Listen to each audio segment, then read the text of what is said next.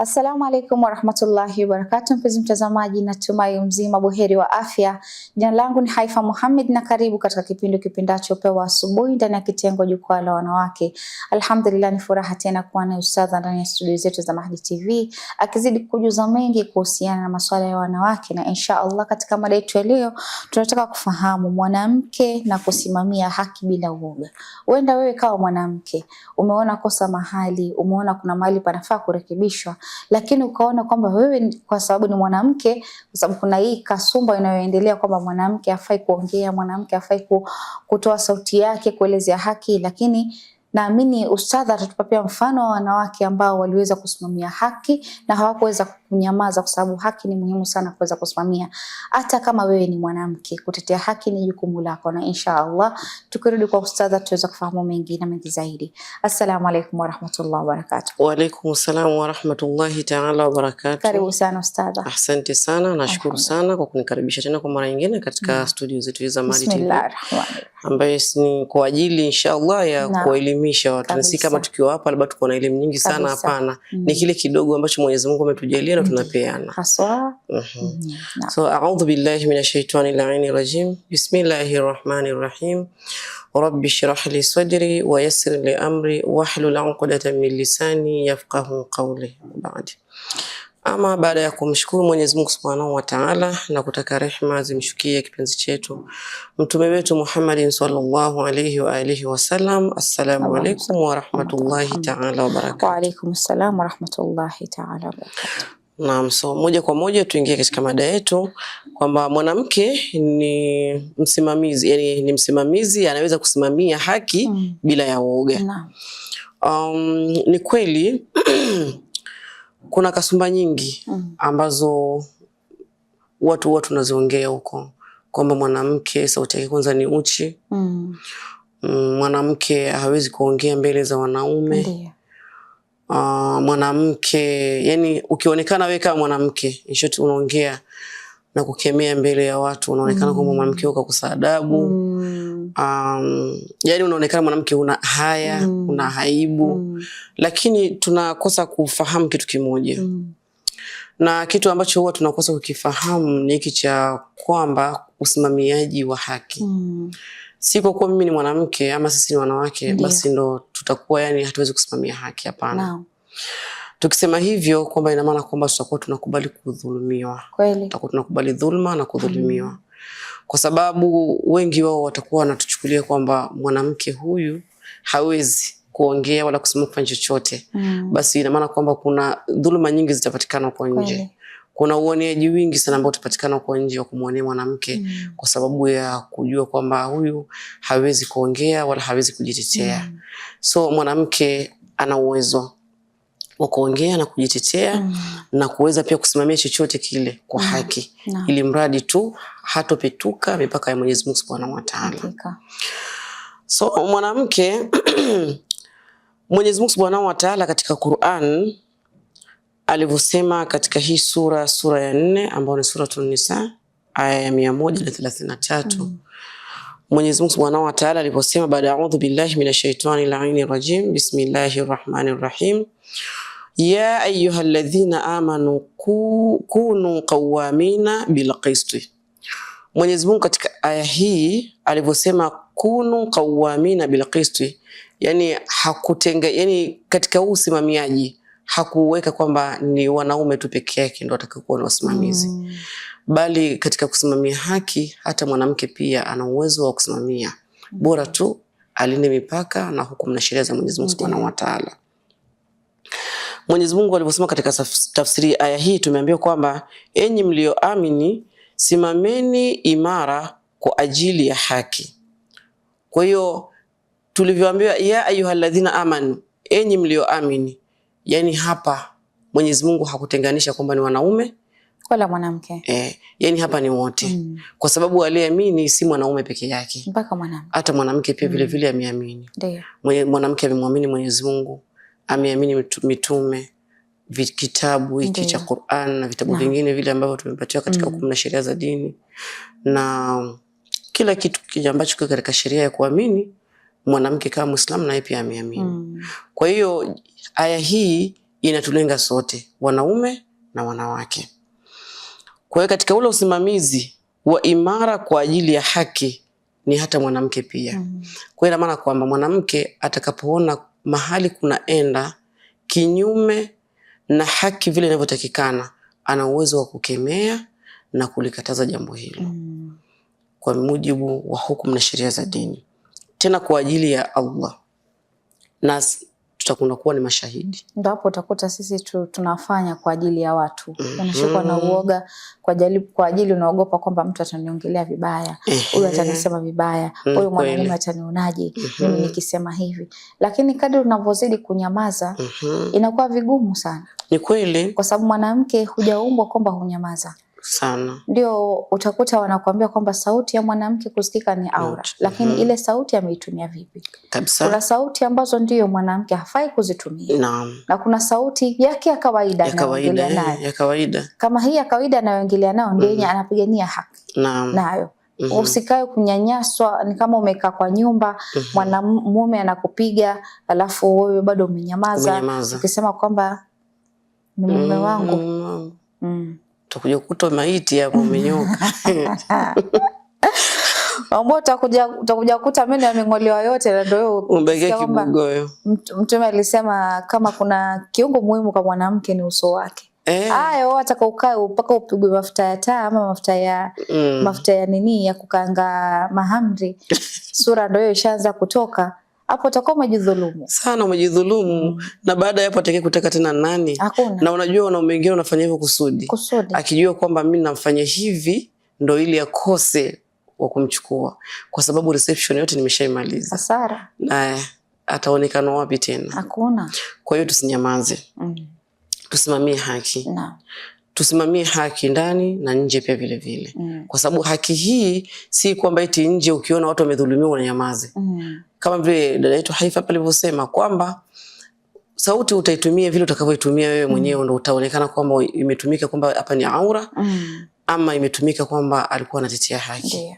Kwa sababu kuna ile sauti ambayo utaitoa nje kama kivutio cha watu. Watu watakuvutika watavutika watu kutokana na vile wewe mwenyewe uliweka kwamba kama kivutio. Lakini ukiweka kwamba ni kwa ajili ya kutetea haki, wewe utaitoa ile sauti ya kwamba hata mtu akisikiza kitu kwamba huyu kweli alikuwa anatetea haki. Kuelimisha jamii. Kwa sababu sauti yako unayoitumia kuelimisha jamii. Kuna wanawake wangapi mashallah sasa hiyo wanapeana mafunzo ya hapa na pale. Mengi. Wanawake wengi. Kwa sababu si rahisi yale mambo ambayo labda mtu hajui kwenda kumuuliza mwanamume.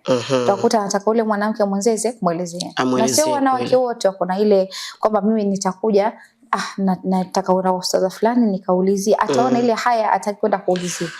Kupitia ile knowledge mtu anapata ule uelewa. Kweli kabisa.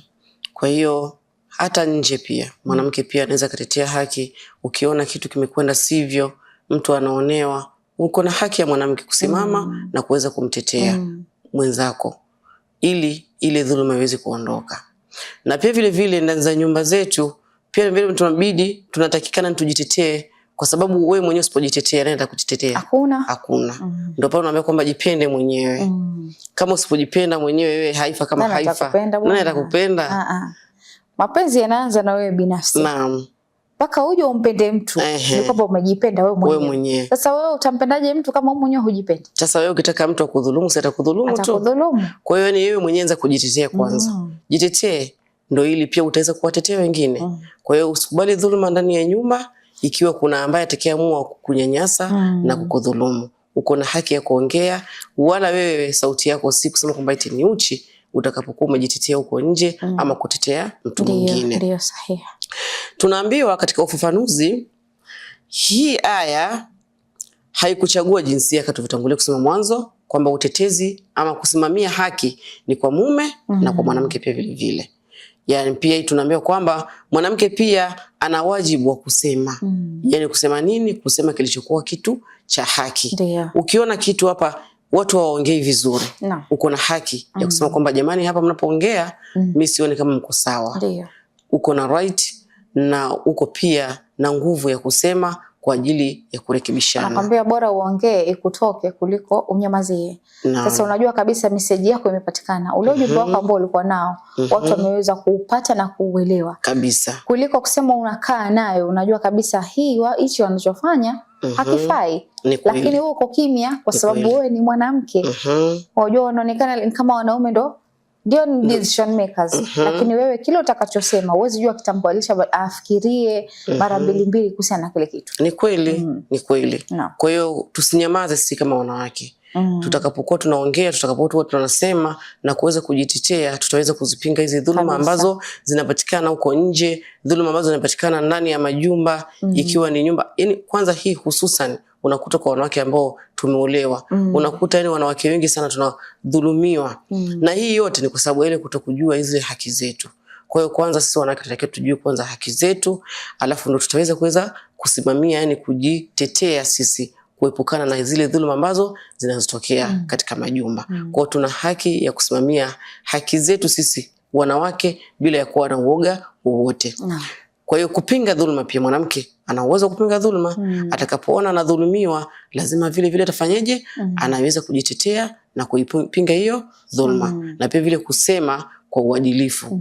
Yani jambo lilokuwa kwamba linasemekana ikiwa ni nje, watu wanalisema, akona haki na kusimama na kuongea na kuelekeza watu ule uadilifu ambao unatakikana kusemwa. Na pia ndani ya nyumba vile vile. Kwa sababu tukiangalia mwanamke huyu, tukisema kwamba hatakuwa na oga, tukichukua mfano mdogo tu kwa wanawake ambao wamepita enzi za Mtume, wakati wa zama zile za Mtume, wakati wa kina Imam Hussein, tuchukue mfano mdogo tu wa Bibi Zainab. Ikiwa tunasema kwamba wanawake sauti zetu ni aura, wanawake sisi tuweze kuongea, tuweze kutetea haki, hatuweze kutetea dhulma, basi ina maana Bibi Zainab alayha salam, yeye huyu ndio mfano mzuri kabisa kwetu sisi wanawake, kujua kwamba dini haikumzuia mwanamke kutetea haki, kutetea dhulma. Tuko na haki. Ukiangalia katika tukio la Karbala, Bibi Zainab alayha salam, yeye baada ya pale katika tukio lile alisimama yeye kama dada, kama mama, kama shangazi, kama kiongozi ambaye aliachwa katika hali hili ilikuwa imetokea katika ile siku, katika mapigano ya sehemu hiyo ya Karbala. Lakini kama ingekuwa Bibi Zainab alionyesha woga kipindi kile, mpaka sasa hivi ingekuwa si wanawake hatuna haki yoyote ya kuongea chochote. Lakini tukiangalia ule ujasiri kwanza alioongea mbele ya huyu kiongozi alikuwa ni dhalim. Kama ingekuwa ni mwanamke mwenye uoga, angeogopa kusema kwamba ana uwezo wa kunifanya chochote. Lakini kwa ujasiri na ule kuondoa ule uoga, Bibi Zainab aliweza kutetea na kusimama na kuongea, aliweza kutaka kuyaongea tena mbele ya Yazid. Na tukiangalia pia si Bibi Zainab peke yake, tukiona upande mwingine Bibi Fatima Tuzahra. Naam. Wakati wa Fadak alipotwaliwa, ilibidi aongee. Aliongea japo hawakumsikiza, lakini aliongea. Aliongea na akaielezea kwamba ndo kuna ule ujasiri ambao mwanamke ukiwa nao katika kupigania haki, hakuna mtu atakudhulumu. Kweli kabisa. Na utapata heshima zaidi kwa sababu atajua kabisa huyu mwanamke ni ngumu sana kumdhulumu. Ndio. Lakini ukijionyesha kwamba wewe ni muoga, ukiambiwa kitu Uislamu, tunatakiwa tusome, tujue kwanza Uislamu wenyewe jinsi unavyotutaka. Kwa sababu sasa ukiwa hujasoma vizuri, na maana kwamba wewe ndio pale utaogopa sasa. Ndio. Mimi siwezi kusema nikaongea. Mimi huyu ni mume wangu, akinifanyia kinabidi basi nikubali, sasa nitafanyaje sasa? Tunatakiwa tusome, tuzijue haki zetu nje na ndani. Na tuwe wajasiri. Tusiwe ni watu ambao ni walegevu na kukubali kudhulumiwa. Hapana, tusikubali hizo dhuluma. Tujitetee sisi kama wanawake, na dhuluma hizi zitaweza kukoma na zisiwezi kuendelea tena. Nje na ndani. Hivyo ndio tunatakikana tuwe sisi kama wanawake. Kwa kikubwa kwanza tupate elimu, tujue vitu tunatakiwa kuongea nje na ndani na jinsi ya kujitetea kutokana na dhuluma. Naam, shukrani sana Ustadha kwa awamu hii, maelezo yako mazuri kuhusiana na wanawake na kutetea haki bila uoga. Kwa sababu sisi wanawake tumekuwa viumbe ambao hatuna kauli wengine. Wengine wameamua kwamba kunyamaza ndo vizuri, lakini kule kunyamaza ndo kuongeza shida, sio kuondoa shida. Inshallah tukirudi katika awamu ya pili tuweza kufahamu mengi na mengi zaidi. Inshallah. Kurudi kwako mpenzi mtazamaji, natumai katika awamu ya kwanza tukiwa nayo Ustadha Sofia ndani ya studio zetu za Mahdi TV, na mimi unazidi kufahamu mengi ambao anazidi kujuza wewe mpenzi mtazamaji. Wewe kama mwanamke kupigania haki ni kwako wewe. Kupigania haki, unapigania haki kwa ajili ya Mwenyezi Mungu. Usipigania haki kwa ajili ya mtu mwingine, ila unajua kabisa ujira, hata kama watu wote watakuchukia, lakini umebakia wewe mtu mmoja kupigania haki, basi fanya bidii uweze kuipigania haki hiyo, na inshallah mpenzi mtazamaji atachukua mapumziko, tutakaporudi tuendelee zaidi.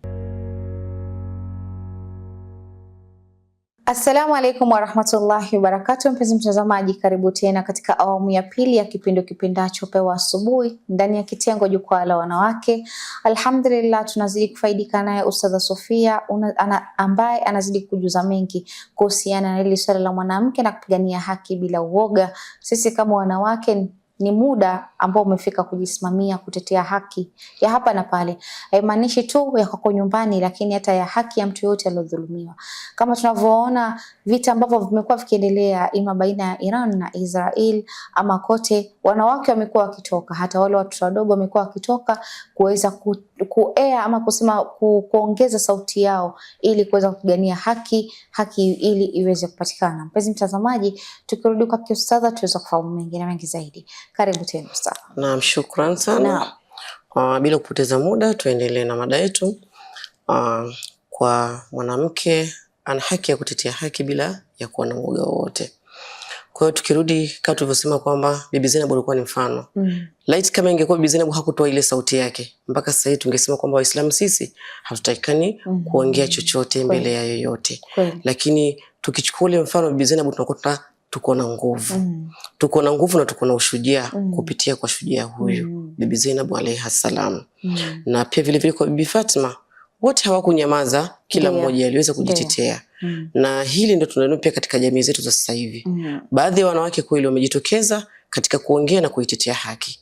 Kwa sababu tunapokwenda tukisema kwamba tunanyamaza, tutazidi kudhulumiwa na haki itazidi kuwa tunazidi kuporomoka katika kudhulumiwa na haki zetu. Kwa hiyo huu ni ujasiri wa mwanamke wa Kiislamu kupitia kwa Bibi Zainab alayha salam. Tukiangalia katika hadithi, Imam Hussein ibn Ali alayhi salam alisema Allahumma salli ala Muhammad wa ali Muhammad. Akatuambia katika hadithi yake kwamba kunyamaza mbele ya dhulma ni kushiriki katika dhulma. Unaona, kunyamaza mbele ya dhulma ni kushiriki katika dhulma. Yeye ina maana kwamba utakapoona mtu mahali, hata wewe mwenyewe sehemu yoyote pale kuna dhulma, alafu na ukanyamaza ukaiangalia na macho bila kukemea, ina maana na wewe pia umeshiriki katika kitendo kile cha kudhulumu. Unaona? Sasa hiyo ni hadithi tena iliyokuwa sahihi na ni moja ya miongoni mwa hukumu na sheria za dini, kwamba utakapoona mtu anadhulumiwa uko na haki ya kuweza kumsaidia ndio ili kuweza kukomesha ile dhulma. Na ukisema unanyamaza haifa. Sasa hii unamwona mwenzako kule nje anadhulumiwa, mwanamke mwenzako apigwa, anavuliwa nguo na ni Muislamu, anavuliwa hijabu yake, na ukanyamaza tu kaona kwamba acha afanye, atajua wenyewe pale. Unaona? Lakini utakapokwenda lazima uulize kwamba jamani, kwani kumetokea nini hapa? Mbona kumekuwa hivi? Huyu ni mwenzangu, naona mbona mnamvua mpaka nguo. Lakini utakaponyamaza ina maana kwamba umekubali na ipi ile dhulma. Ndio. So tuko na haki ya kuweza kuitetea dhulma nje na ndani pia vile vile. Kwa hiyo na pia ndani utakapokubali mtu akakudhulumu, si mume peke yake, yeyote tu, iwe ni katika familia, iwe si katika familia, lakini ukaona kama kuna dhulma na ukakubali tu mtu akakudhulumu, sasa nitafanyaje? Ina maana kwamba pale kwamba umekubali wewe mwenyewe pia kufanyaje? Kudhulumiwa, na utaenda kuwa ni masuuli mbele ya Mwenyezi Mungu. Mbona hukujitetea? Kwa sababu tunaambiwa kwamba dhulma pia hasara ambayo atakayokuja kuipata mtu ama masuala atakayokuja kuulizwa ni kuhusu pia kujitetea katika ile dhulma. Ulijiteteaje? Je, ulijiacha watu wakakudhulumu ama ulijitetea? Unaona? Kwa hiyo ni vizuri mtu ajifunze na kuweza kujitetea bila ya woga wowote. Kwa sababu utakaponyamaza ina maana wewe pia utakuwa ni mshirika. Ina maana kwamba dhambi itakayopatikana pale hata na wewe pia utakuwa mmojawapo katika kuchangia dhambi zile. Utapata dhambi pia vile vile katika kukumna sheria za dini. Kwa hiyo hatakani kukubali dhulma hii. Tujitetee sisi wenyewe na tutetee pia wengine vile vile. Tena bila ya woga sisi kama wanawake. Kwa sababu leo hii Haifa, mtu akuone umesimama na unaitetea haki yako, kesho na kesho kutwa mtu mwingine hataweza kusubutu kukudhulumu wewe. Hataweza kama ni kukupiga ama kukudhulumu kwa namna moja ama nyingine yoyote ile, akijua kwamba mwanamke huyu ana nguvu na anaweza kujitetea bila ya woga wowote ule. Tukiangalia katika maudhui mengine ya kufundisha, tunaambia kwamba mwanamke asiogope. Yaani mwanamke hatakikani kuogopa. Anatakikana yeye asimame yeye kama yeye na kuweza kutetea. Kwa sababu unajua siku zote mtu akijua kwamba Haifa ni dhaifu atakuonea sana. Atakuweza kukuonea katika hali yoyote ile, kukupiga na kukudhulumu, kuchukulia chochote kile kilichokuwa ni miliki yako. Lakini akijua kwamba Haifa hadhulumiwi, anaongea na anajitetea tena bila woga, hatakubali. Kwa hiyo sisi wanawake, ili kukomesha huu ama dhuluma hii, basi inabidi tusiogope na tuweze kutetea hizi dhuluma. Kabisa. Na pia tunaambia kwamba mwanamke ana haki ya kusimamia haki yake. Yaani haki yako wewe kama mwanamke uko na haki ya kuisimamia. Ndio ili usiweze kufanyaje kudhulumiwa. Lakini sasa hivi uko na haki yako na ukiacha basi watu wa kudhulumu na hiyo haki, ina maana kwamba umekubali wewe mwenyewe kudhulumiwa. Lakini hebu toka na uweze kupigania ile haki yako. Uone kama siku nyingine mtu ataweza kufanyaje kuthubutu kuja kukudhulumu wewe. Kwa hiyo hapa wanawake tuko na haki, tunatakiwa tusiogope na tusimamie haki zetu na kupigania haki zetu bila kukubali dhulma, kwa ajili tu ya haki kama ilivyokuwa haki, na tulinde hukumu na sheria za Mwenyezi Mungu Subhanahu wa Ta'ala. Na pia vile tunaambiwa kwamba mwanamke kulinda heshima yake pia ni haki yake, kujilinda yeye mwenyewe heshima yake. Usikubali mtu sahihi aje akutusi mbele za watu. Linda heshima yako na anze kujitetea.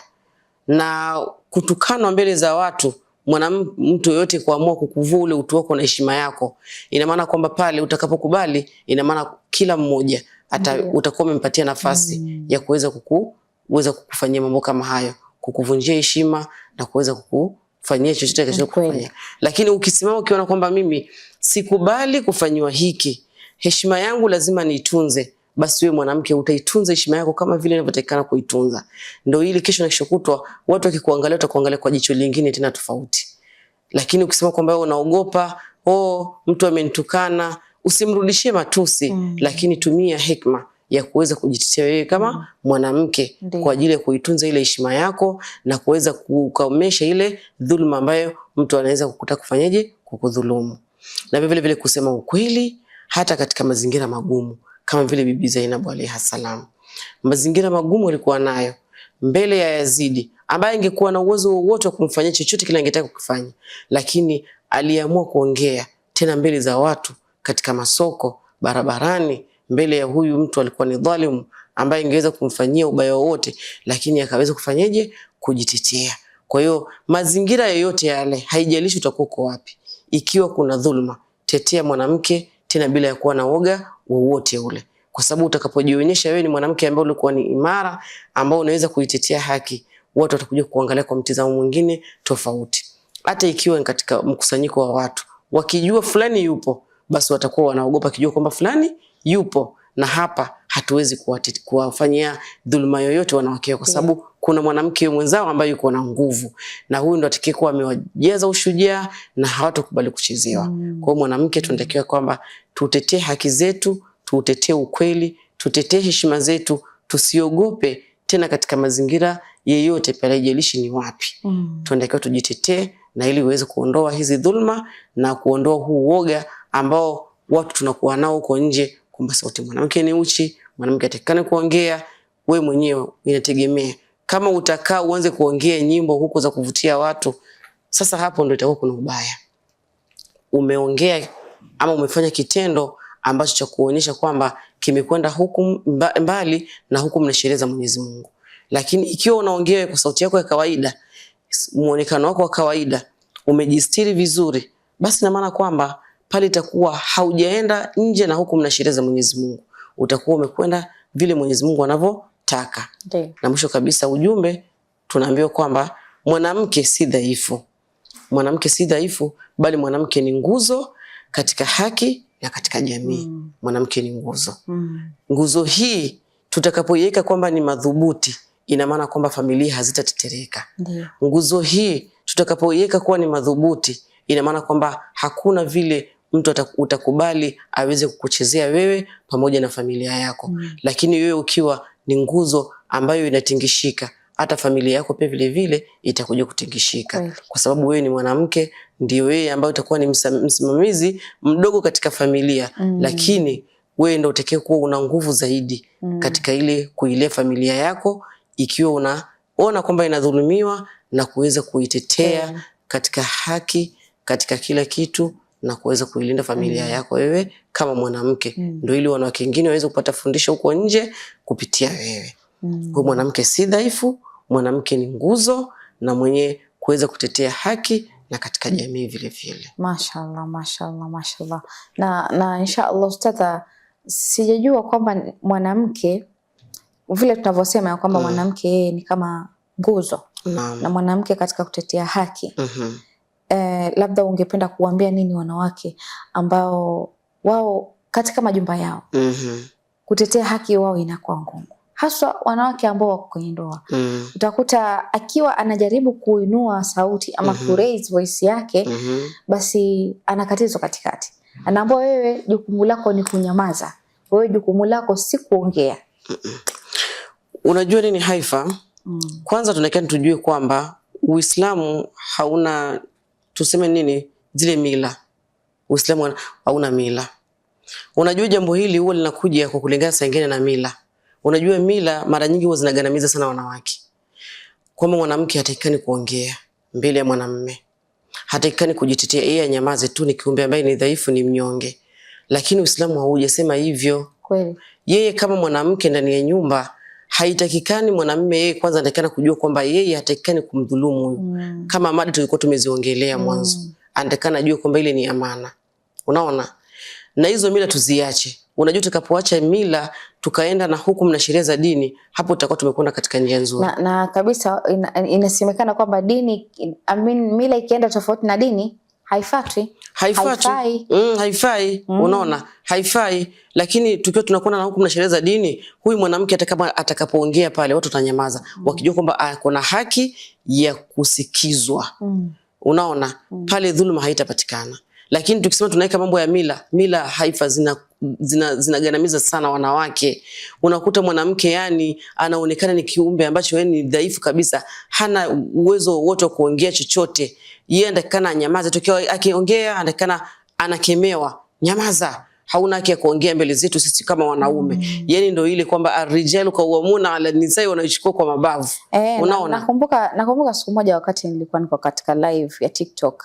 Ilikuwa umeanza kuongea kuhusiana na masuala na madhhab na nini. Sasa mimi napenda sana hii mijadala. Sasa nikawa nachangia. Mmoja akasema mwanamke haruhusiki kuongea wakati wanaume wanaongea. Nikasema sawa, acha nijitoe. Kwa sababu mimi ninavyofahamu mimi kama mwanamke, Allah hajanizuia mimi kusimamia haki. Allah hajanizuia mimi kuongea kuhusiana na dini. Kweli. Maana ni kitu ambacho ni part of me, na ni kitu ambacho ni muhimu sana mimi katika jamii kuweza kukifahamu. Wanawake wengi kama tulivyosema kwamba wasome, ustadha, ni kwamba wanawake wengi wasome. Hawasomi. Siku hizi tuna tabia ya kusikiza shekhe fulani amesema. Na wewe ukisikiza shekhe siku zote hakuna kitu kitakupeleka uende kwa vitabu ukasome. Na si kila shekhe ataongea right vile inavyotakikana. Exactly, wale pia ni binadamu. Pia wale ni binadamu. Wangapi tumeona wanakiuka amri. Yeye ni shekhe lakini anafanya tofauti na kwamba yeye ni shekhe, anajulikana kama. Sasa kitu kimoja ambacho nataka kurekebisha. Ulivyoamua kujitoa, unaona, pale ina maana kwamba umekubali kwamba wewe unatakiwa unyamaze. Ndio. Lakini ungeonyesha kwamba mimi unapoongea wakati tunaongea wawili mimi nitanyamaza, lakini pia mimi natakiwa nipe nafasi niongee mimi kama mimi. Ndio. Sawa. Kwa hiyo unachotakikana pale waonyeshe kwamba mwanamke pia yuko na haki. Sitafanya mjadala na mzozano, lakini ongeeni mkimaliza mimi nipatie nafasi nifanyeje? Niongee kwa sababu niko na haki ya kuongea. Ungelitakikana kulifanya hili ndio ile akajua kwa mwanamke na ukawaelezea vile inavyotakikana. Na wao pia wangepata kujua kwamba kumbe mwanamke si wa kunyamaza tu, naye pia ni mwanamke ambaye anatakana kuongea. Na tujue kwamba tutakapoongea tujue kwamba tusikubali sana kuziweka ndoa zetu katika mambo ya mila. Ukiweka ndoa katika mambo ya mila, mwanamke atakuwa ni mwenye kiumbe dhalili, kila siku anadhalilika kwa sababu mila zinamgandamiza sana mwanamke. Lakini tukije tukiweka ndoa zetu kama vile ni hukumu na sheria za dini, mwanamke huyu hatolalamika na wala hatodhulumiwa. Unaona hiyo dhuluma kusema kwamba nyamaza usiongee mbele ya wanaume, sisi tunaongea. Lakini ukirudi katika Uislamu akona nafasi yake huyu ya kujitetea, kwa sababu atakaponyamaza mtakapomdhulumu ina maana kwamba atakuwa amekubali kudhulumiwa. Dhambi ile mtakayekuwa umepatana itakuwa pia amechangia. Kwa hiyo huyu anatakana atoke kwenye ile dhambi kwa ajili ya kuongea na kutoa sauti. Kwa hiyo ndio tunatakana tuelewe hivi, wa mama katika nyumba. Kwanza wanawake wenzangu tusome. Utakaposoma wewe mwanamke ukaijua hukumu na sheria yako ya dini vile inavyokutuma, hiyo ndoa yako hautakubali kunyenyeswa hapo ndani. Kwa sababu unakuta familia nyingi, unakuta kwanza yule mwanamume pale ndani ya nyumba, unajua na wengine wanaendeshwa na familia zao. Sasa unakuta familia itakapokuja kuingilia ndoa yako, wewe ukiwa umejitolewa kama mwanamke na uko na sauti ndani ya nyumba, hautakubali familia iingilie na iweze kukunyanyasa. Lakini ukinyamaza, ukienda upande wa mila, utanyamaza tu, ndio mila za kwao utafanyaje? Ndio mila za kwao utafanyaje? Uislamu hauna mila. Na wewe mwanamke hauja kukataza Uislamu kusimama na kujitetea. Usikubali kupigwa, usikubali kunyanyaswa, usikubali familia ingie ifanye kitu ambacho unajua kwamba hapa itakuwa imenionea, hapa itakuwa imenidhulumu. Ongea, toa sauti.